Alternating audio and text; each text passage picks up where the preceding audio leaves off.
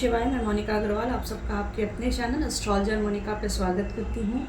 और हम बात करेंगे धनतेरस के दिन कौन से ऐसे तांत्रिक वैदिक उपाय करें जिससे कि हमारे जीवन की कठिनाइयाँ जो हैं, जो स्पेसिफिक कष्ट है वो ख़त्म हो जाए और धीरे धीरे हम सफलता की ओर बढ़े, एक अच्छा जीवन जी सकें।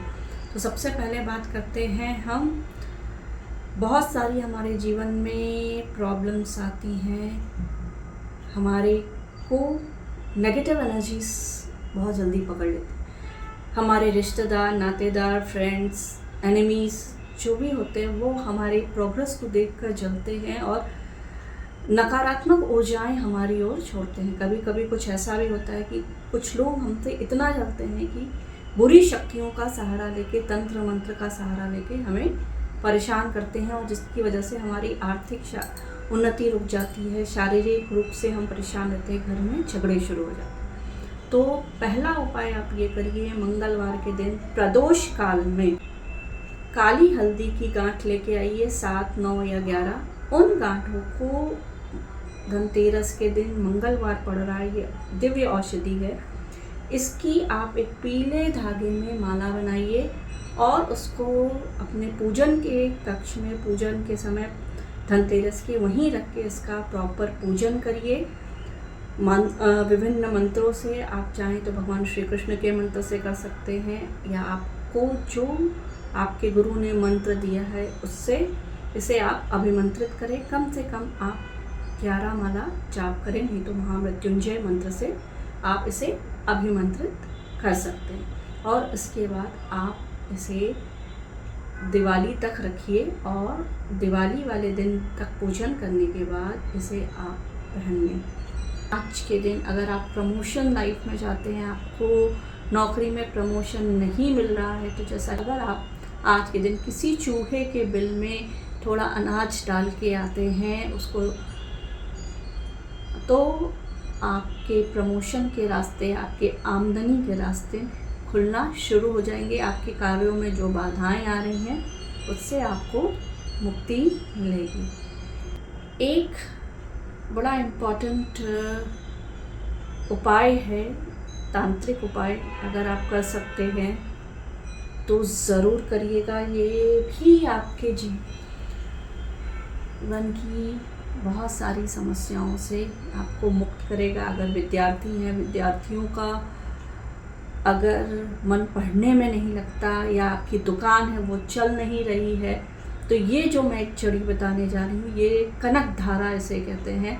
कनक धारा की तरह ये कार्य करती है। होती तो बहुत ही सुलभ है लेकिन हम इसकी वैल्यू को नहीं समझते।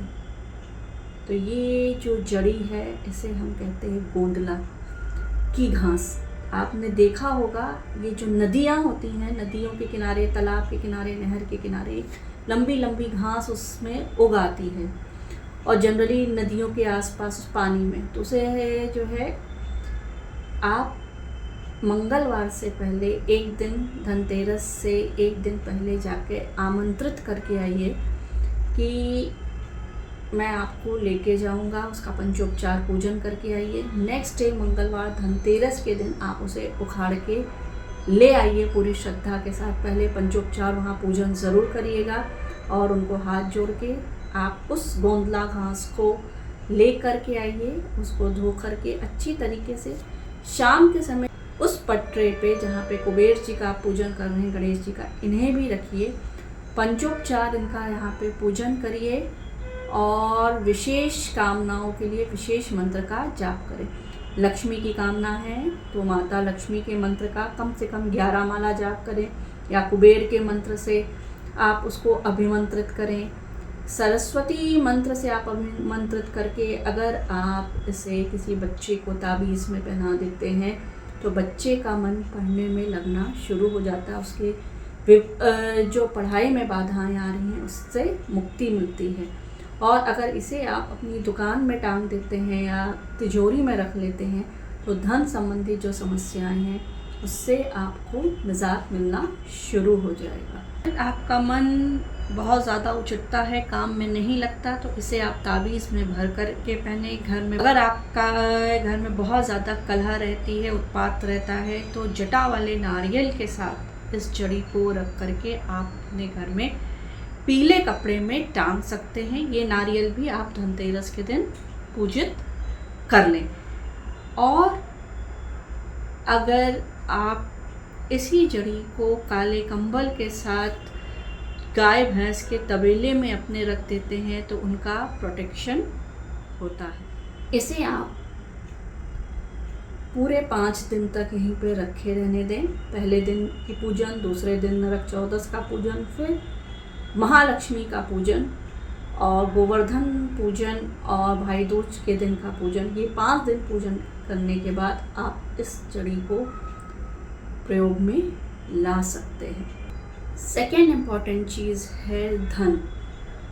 धन के जो यक्षराज हैं कुबेर जी, उनका पूजन बहुत शुभ माना जाता है। उस दिन शाम को आप कुबेर के नाम का दीपक अवश्य जलाइए। कुबेर यंत्र या कुबेर की मूर्ति या आप कुबेर की एक तस्वीर प्रिंट निकाल सकते हैं, उसे फ्रेम करके उन्हें रखकर उनका पंचोपचार पूजन करिए और कुबेर मंत्र का जाप अवश्य करिए।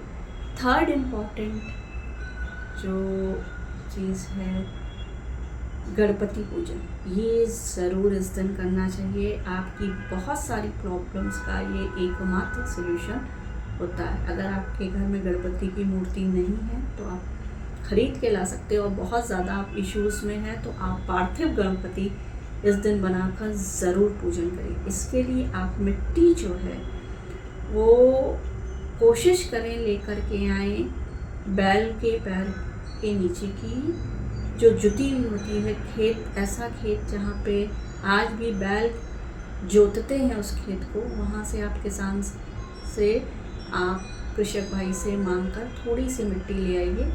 उस मिट्टी से आप गणपति को बनाइए, और अगर आपका विवाह नहीं हो रहा तो उसे लाल रंग के सिंदूर से पूरा कवर करके उनका पूरा पूजन करिए। और गणेश जी के जो वैदिक मंत्र हैं, सबको पता है वो मंत्र, उनमें से किसी एक मंत्र को लेकर के आप उनका कम से कम एक माला जाप तो अवश्य करिए, आपको ज़रूर लाभ होगा। हरिद्रा गणपति की करते हैं तो भी आपके स्ट्रगल्स लाइफ के दूर होंगे। रेड कलर की सिंदूर से कलर करके करते हैं आप पूजन, तो भी आपके जीवन की बहुत सारी बाधाओं से, बहुत सारी ये जो भी इश्यूज आ रहे हैं उनसे आपको मुक्ति मिलेगी। आप रेड कलर का सिंदूर से या ऑरेंज कलर के सिंदूर से या हल्दी से हरिद्रा गणपति कवर करके आप पूजन कर सकते हैं। और अगर आपको बैल की जुती मिट्टी नहीं मिल रही तो आप हल्दी से बना करके आप हरिद्रा गणपति का पूजन करें, नहीं तो गोबर से बना करके आप पूजन अवश्य करिए, आपको ज़रूर लाभ होगा। थर्ड इम्पॉर्टेंट थिंग है और हेल्थ इज़ वेल्थ। जिन लोगों का स्वास्थ्य बहुत ज़्यादा ख़राब रहता है, कुंडली में कुछ ग्रह दोषों की वजह से घड़ी घड़ी वो बीमार पड़ जाते हैं, कोई ना कोई रोग उन्हें लगा रहता है, तो आज के दिन धन्वंतरी भगवान का पूजन करना बहुत शुभ माना जाता है। तो भगवान धन्वंतरी के जो मंत्र हैं, जो उनके नेम हैं, उनका भी उच्चारण आप करिए, और उनका भी अगर आप पूजन करते हैं तो आपको हेल्थ संबंधित इश्यूज से फ़ायदा मिलेगा। महामृत्युंजय का जाप इस प्रदोष काल में कम से कम 1 माला करना आपको ज़रूर बेनिफिशियल होगा। बाकी आपकी जो परंपरा के अनुसार आप जो पूजन करते हैं, जैसे 13 दिया जलाना, वो आप ज़रूर जलाइएगा।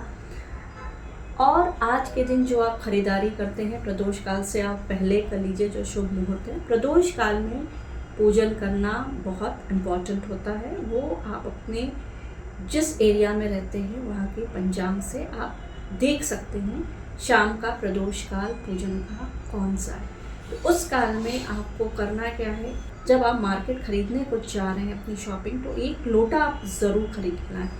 वो पीतल का हो सकता है, तांबे का हो सकता है, चांदी का हो सकता है, या फिर आप मिट्टी का एक तो आप लेके ही आइए, छोटा सा कलश। उस कलश को घर में लाने से पहले चावल से भर के लेके आइए, खाली लेके नहीं आइएगा।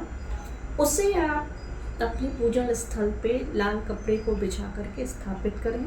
उसके ऊपर एक चांदी का सिक्का या फिर आपका जो 1 रुपये का सिक्का, 10 रुपये का सिक्का, जो भी आपके पास है, उसे आप ज़रूर स्थापित करें और स्थापित करें और उसके बाद उसका भी पूजन पंचोपचार अवश्य करें। घर के दोनों ओर दीपक अपने मुख्य द्वार पे लगाना बहुत शुभ होता है। वो भी अनाज के ऊपर, ऐसे ज़मीन पे नहीं रखिएगा। एक एक कटोरी में थोड़ा अनाज रख के उसके ऊपर आप 2 दीपक तो ज़रूर जलाएंगे। नेक्स्ट इम्पॉर्टेंट काम जो आपको करना है वो करना है, 1 लोटा पानी लेना है। उस जल को दक्षिण की ओर मुख करके यमदेव को अर्पित करना है। आप यमदेव के नाम 14 नाम है उनका भी उच्चारण कर सकते हैं, नहीं तो सिंपली यमदेव को याद करके आप वो जल उन्हें चढ़ा दीजिए। आपके घर के सारे सदस्य जब घर में आ जाते हैं उसके बाद आप एक चौमुखा दिया बना करके